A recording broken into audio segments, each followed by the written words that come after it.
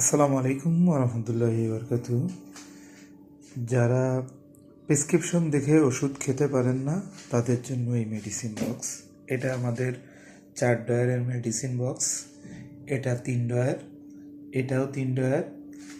এইটার সাথে এটার পার্থক্য এই যে এটা আব্বুর ঔষধের বাক্স, এটা আম্মুর ঔষধের বাক্স। সবগুলোই একই, কিন্তু পার্থক্যটা হলো এই যে এইটা হলো 4 ডয়ারের।